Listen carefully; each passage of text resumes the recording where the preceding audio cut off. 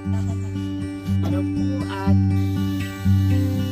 pero yung ano yan, brush so, kumbaga, ito man sa pangalang ng pagkain. Kasi lang sa bitautan. Maraming salamat kaibigan.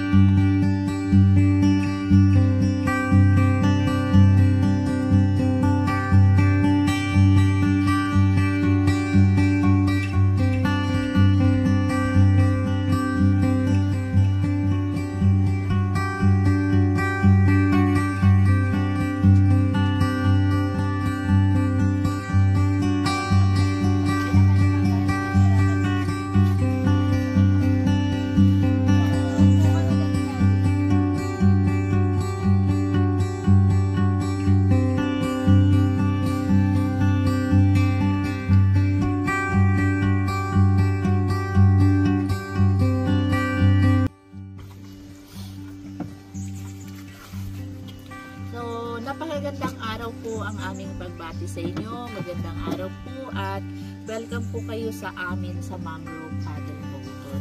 So meron po ma'am tayo ditong napaka-relax po na tour. Fresh pong hangin, malulusog na mga mangrove forest yung ating makikita. At kapag nagkataon naman sir, meron tayong mga wildlife na makikita sa gilid po ng ating river. Huwag lang po ma'am crocodile ha, kasi wala pong crocodile. So, kami po ma'am sir, yung ating boatman sir, siya po si Chris. So, meron po tayong 1 kilometer po na tour, 35 minutes po balikan. So, kapag nagkataon na meron tayong makikitang bayawa o yun po yung ating mga monitor lizard sa kagitan po ma'am ng ugat or minsan sir nakapatong siya sa ibabaw ng branch ng mangrove. Minsan naman sir sa tubig. Or kapag nagkataon sir merong monkeys na naghahanap po ng pagkain. Pero ma'am hindi sila lalapit sa atin ha. At kapag nagkataon ulit po ma'am merong snakes. Meron tayong mangrove snakes o yung ating mga baby. So huwag po kayong matakot ma'am sa snakes na makikita natin. Hindi po yun ma'am sila nag-a-attack sa araw. Active po ma'am sila. So, ingatan nyo ma'am yung phone sir na baka mahulog po sa ilog. So, sa ngayon po ma'am, ang ating water, ang level po ng ating water ay low tide. Ito ma'am nakaangat na po yung ating, sabi nila sir ay lowly island. Lulubog lilitaw. Kasi nga ma'am, pagka low tide, nakaangat. Pag high tide, covered siya ng tubig. So ngayong 2 meters po na lalim dahil sa low tide. Kita naman yung mga ugat ng bakawan. Bakawan lang sa Tagalog or mangrove. So kanina sir, meron pong taas na kalahating metro. Kasi kapag full high tide sir, halos lahat po sir ng part ng roots of mangrove tree lubog po sa tubig. Pero yung kulay po ma'am ng tubig, hindi ganito sir kapag high tide. Parang dagat po ma'am. Kasi dagat alat po nagkalo. Ngayon po ma'am, lamang na po ang tubig tabang. Pagka alat sir, ito sir yung mga ugat niya yan. Parang hanggang dito sir, o yung ano na yan, branch niya yan, abot po na ang tubig kapag high tide. So umabot siya ma'am ng 10 feet kapag high tide. May tour pa sir. Hindi po nako-close na namamahinga o nahihinto lang sir ang tour namin dito. Etong last month of August sir, halos 2 weeks sir na laging wala po kami sir yung ulan. Mataas po sir yung tubig. Tapos hindi rin sir kaya ng bangka kasi medyo malalaki po yung alon. Parang mga second week sir ng July 16 to 18, parang 4 days. Tapos nung sumunod naman sir, ganun din ulit. So kapag maalon, maagos sir, o malakas ang agos ng tubig sa loob ng cave sir, wala silang underground tour. So, yung pangalan ng aming lugar, sir, dito po ma'am kinuha sa pinagsama pong tubig, tabang at alat. Sabang. So, yung pangalan, sir, ng lugar, doon po kayo galing na nakasakay ng inyong car. Sa Palawan, sa Puerto Princesa, ang may pangalan pong Sabang ang ilog. Malimit po ma'am kapag naghahalo po ang tubig, tabang at alat, ang tawag po ay Sabang. So, nakikita po natin yung mga ugat ng ating bakawan tree. Marami po ma'am nakadikit na mga shell. Isa po yan ma'am. Yung bunga ng mangrove. Ito po yung mga kulay green na stick. Parang sa malunggay. Yan yung bunga ng ating mangrove tree, sir. So, sa unahan ma'am, marami po tayo makikita mga bunga ng ating mangrove tree na mga nakahangin po sa branch ng ating bakawan. Alam niyo ma'am, yan yung paboritong pagkain ng unggoy. Bunga ba yan? Ano ma'am, hindi siya nagugulay ma'am. Bunga ng Pangayop mangrove. lang. Ito ma'am, sir, yan po yung mga kulay green na sticks. Yung parang mga malunggay siya ma'am. Na nakahangin. Pahaba. So, pag nahulog ma'am, itong kulay green na itong sticks, ito nung sa kaliwa natin, yan po sa sanga. Pag nahulog po ma'am siya, ibig sabihin ma'am, pwede nang itanim. Another mga kaugatan na yan. Another bakawan naman po ma'am siya ulit. Pero ma'am, matagal pa po maging ganyan yung mga ugat. Pero ng octopus, alam nyo ma'am, siya yung number 1 nating protection po sa soil erosion. At saka nag-absorb po ma'am siya ng tubig na para hindi po magkaroon ng flood. Kasi kung walang puno ma'am, wala na tayong magandang kalikasan. So, eto ma'am, sa ating kaliwa, meron tayong makikita ang maliit pa po ma'am na sawa o yung baby pythons. Saan? Konti, saglit lang po ma'am ng konting-konti. Nakikita niyo ma'am, ito yung dry leaves po ma'am na nakababa. Sa taas po ma'am. Ayun. Yan, yung naka-coil. Yung dry leaves ma'am na bumaba, tas dun po sa may taas na pinagmulan niya. Nakita niyo na po? Ayun, nakapulupot.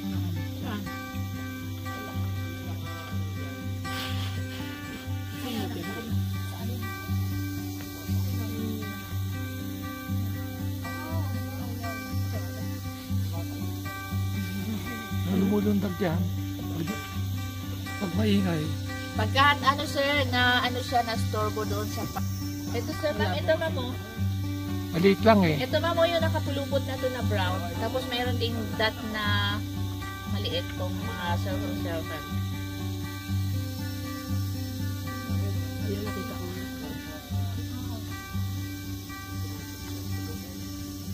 At saka busog sila sir. Buti nga ngayon sir, madali na silang makita kasi nung unang lumabas sila sir, parang mga tubs pa lang po na to. Mga agatos ba? Hindi sa venomous sir. Hindi po ma'am nangangagat. Ano po ma'am ganun? Nanliligis. Yung sawa. Sawa po yan ma'am. Opo, lumalaki yan ma'am. Sawa po yan ma'am. Sawa. Wala dito malaki. Wala po ma'am ditong malaki tayo may kita. Pero meron po ma'am siyempre sa kanilang mas malaki kasi siyempre park po, yun po yung malawakan pong kabundukan na siyempre andun po yung mga naninirahan ng ating mga wildlife. Yun sir yung ang mother nila. Ito naman sir, yung isang pinelo sir hindi na lumalaki hanggang ganyan na lang po yung kanyang katawan po ma'am. Sir, may mga maliliit po ma'am na crabs, yung ating mga fiddler crabs. May kulay orange, may kulay blue, combination po ng black. Isa lang nasa nga, yung nakapulupot, tulog, busog.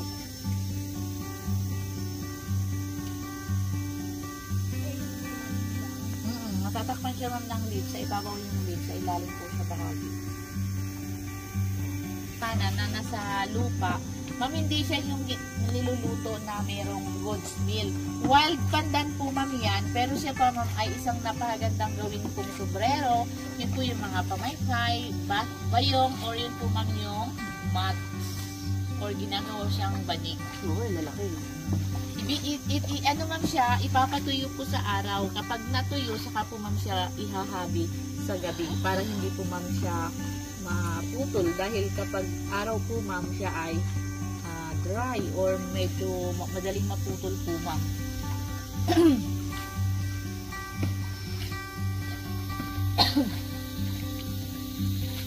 So, Sa ngayon, kitang-kita natin, sir, kung ano pong kulay ng putik. Kaya ganun din po, ma'am, ang reflection po sa tubig.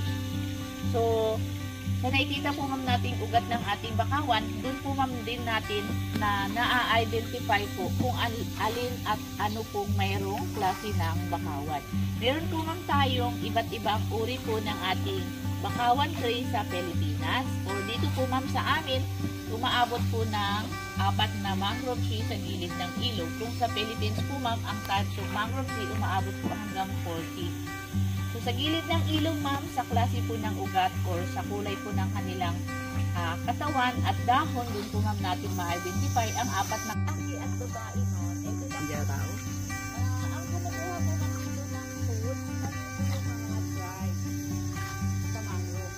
Ang mangrove po, ma'am, hindi na buntok. Kasi kapag buntok po, ma'am, hindi nabubuhay ang mangrove. Boating dito. Meron, sir. Ang wala lang kaming tour, sir, kapag strong wind, strong rain, nababasa po ang bisita at delikado po sa mga branches na mag-falling down po. Sa high tide, sir, at saka low tide, so continuously po yung tour. Katulad ngayon, sir, low tide. So pagdating sa lalaki at babae, ito lang po, ma'am. Ito po yung lalaki, sir. Sa kaliwa natin, ma'am, yung dahon po na maliit ang dulot, patulis po ang Tsaka parang manipis yung mga ano. opo.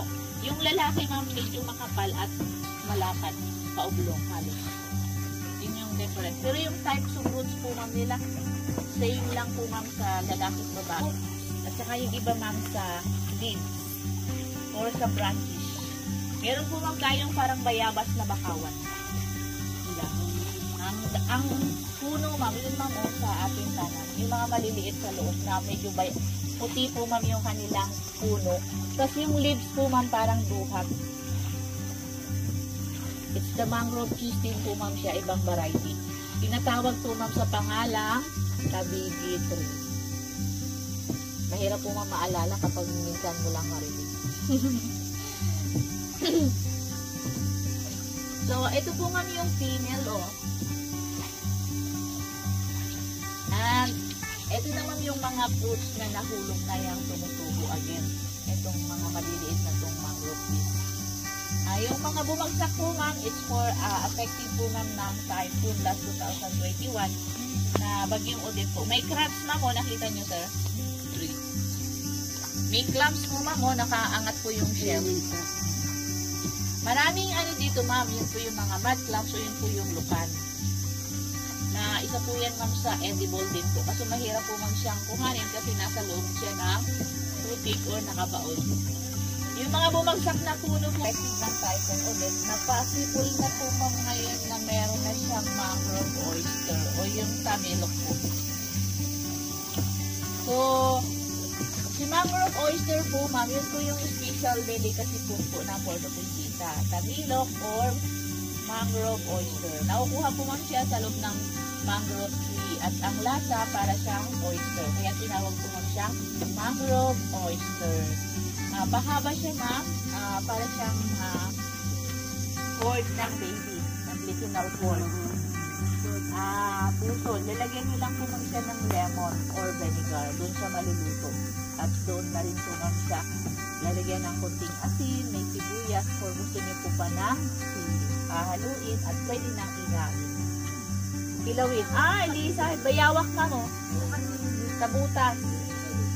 Pinupilit tayo.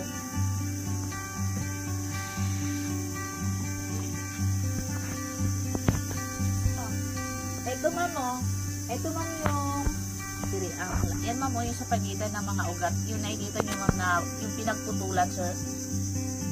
Yun po, ma'am, yung pinagkuhanan na po ng tamilok ng mga indigenous people. Sila po, ma'am, ang ina-allowed po ditong kumuha ng pagkain sa loob po ng protected area ng mangrove forest. So, it's end na po tayo, ma'am, kasi doon po, ma'am, affected po, ma'am, ng yung mga hindi pa bumabagsak at delikado, maliban po, ma'am, doon sa bumagsak na nakagilid ng ilog. Mahirap po, ma'am, siya daanan kapag low tide. Kasi yung nakaharang siya, ma'am, halos sa kalagitnaan. So, nasa 1 kilometer na tayo at yung nasa kanan naman natin, ma'am, yung nakikita nating mga mother o yung ating mga century na mga malalaking puno, yung ating century mangrove trees na po. So, lahat ng naaabot ng ating paningin po ma'am na malalaking puno na nakikita nyo po, bakawan po yan. So, meron po ma'am tayong lawak na 47 hectares na isa po ma'am siya na purpose na doon po naninirahan yung ating iba't ibang klase po ng hayop o yung ating wildlife, katulad po ma'am sa ibon, snakes, lizard, or monkey. At pagdating sa isda, sa ilog naman po ma'am ang pangitlugan. So, si alimango po ma'am, ito po yung tirahan nila, yung mangrove. Ito yung sir, yung lizard sa butas. Nakalabas po yung ulo para siyang pagong. Ayun ma'am. May something, sir, maliit na ating kanan, super effective po ng typhoon. Kaya nakikita po natin sir na madalang po yung naiwang puno. Tapos marami sir yung mga nabali po ang sanga, nabali ang buong katawan, patay na po sir. Maraming sumisibol pero sir, napakatagal po or maraming lilipas pong panahon bago po maging ganito kalaking puno yung sumisibol. Si bakawang kasi sir, matagal po lumaki. Matibay na kahoy po ang bakawan po ma'am. Dahil noong unang panahon sir, marami po ang gumagamit ng kahoy ng bakawan sa light materials po na bahay. Or yun sir, sa ibang lugar po, maganda siyang pangluto. Kung hindi sir, itong protected area, malamang siguro sir, wala na rin itong mga patay na mga panggatong. Kasi po ma'am, natatakot lang din sila dahil siyempre po ma'am sa batas mo. Kapag hindi mo pananagutan yun, anong mangyayari sa'yo? Kasi lagi kang uustigin ng batas, bakit mo ginawa? Sila lang man po mamang pumunta dito, makakatutubo. Kasi sila rin po mang yung mahuhulugan ng lahat ng kasalanan. So, maganda po ma'am siyang panggatong. Kasi nga ma'am, matibay siya ng kahoy. Saka ano siya ma'am, mas lalo na sa bahay, magamit. Matibay po. Yung alat, nakababad siya sa alat. Hindi po ma'am siya mabubuhay kung walang tubig alat. Kaya ang mangrove, nakikita mo siya sa tropical forest o sa mga forest po ma'am, yung ating karagatan, nagiging healthy corals pa po yun. So, kasi nga ma'am, yung ating bakawan forest, si mangrove roots is isa po siya sa number 1 na salaan ng sediments na hindi po ma'am siya ma-pull out papunta sa ating seagrass or corals po sa karagatan. At syempre, marami tayong nangingitlog na isda po ma'am sa mangroves.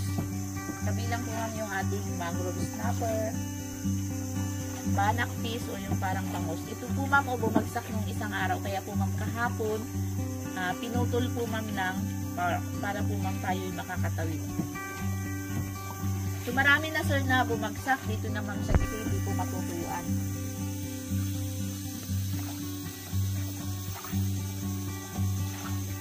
So sa kanan po ma'am, ito po napakakapal ng ating mangrove area, yung ating so kung walang mababawas na babagsak, parang magiging ganito po ma'am ang kapal ng mangrove area.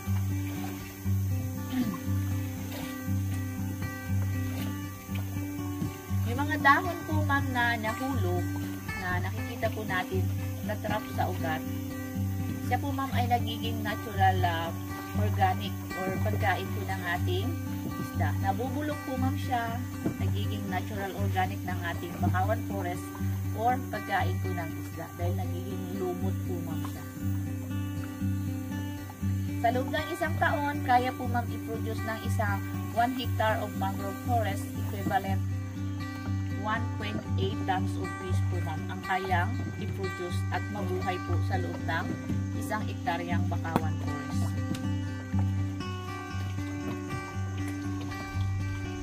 So, ito po natin yung stingray from the po ma'am sa salt water. Sir, minsan mga 3 piraso na stingray sir na makikita mo sa ibabaw ng water nag-flow. Pero ang Palawan sir, ang Puerto Princesa sir, halos sagana pa sir kami sa salt water na isda. Kasi sir, wala kami sir dito tilapia sa Kasi yung Puerto Princesa, sir, walang mabibili, sir, sa karami, sir. Limited lang po yung bangus sa market namin. Marami talaga, sir, silang dagat.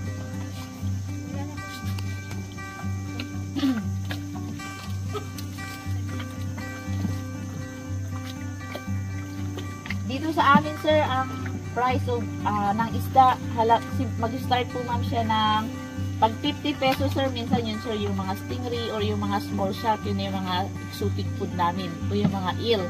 Pagka tuna fish na, sir, doon 130, mahal na nga yun, sir.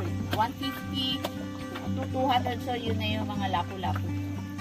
Lapu-lapu fish na po yun. So, doon para sa mga good peso dito. Po sa public, ano po yan? Jungle trekking, magsa-hike. So, kapag magsa-hike, sir, yun po ma'am yung mga dito po naka-stay po sa hotel o sa mga resort. Kasi sir, mayroon silang time para mag-hike ng maaga. Papuntang underground po yan ma'am ha. Pwede pong mag-hike sir papunta sa underground, maliban po doon sa bangka. Pag mag-hike po ma'am, malimit sir, 2 oras. 3 kilometro po. Pero sir, kailangan po yung may guide. Kapag wala pong guide sir, mahirap po mag-hike kasi there's so many animals to live in the forest po. So, ang mother of pythons. May wild boar pa po sir dito sa amin ma'am. Maybe, ang babay naman. Tapos sir, alam niyo yung ano ma'am, yung maliit po yung uso, may buntot siya, yung anteater. So, meron dito sir, pero nakikita ko ma'am siya sa gabi. Saka ano ma'am, marami pa ditong wild chicken. Maliliit nga lang sir, mailap. Active na sir ang mga monkey doon kasi sir sa araw-araw daming bisita, nakikisabay din sila sa galaw ng bisita. Dito sir, kapag ka nagkataong may monkey, hindi sila ganun sir na lumalapit sa atin. Naghahanap ng pagkain. Kaso lang sir, hindi po anytime na makikita yung ating mga monkeys. Kasi sila sir, very wild. Kapag busog na sir, parang bukid. Halina o hirang sa barangay Kabayigan, ating masilayan na iibang bakawan. Tayo ay namangka patungong bakawan at kasama natin kaibigan at mahal. Bakaway paramihin, tayo ay magtanim sa itlogang isda, kuna ng pagkain. Huwag itong putulin, magpus ay mahalin, isda't alimango ay dito nang galing. Tabilok na masarap, uy, hipon na mailap, uy, lalabang malasa at ikat na biyak.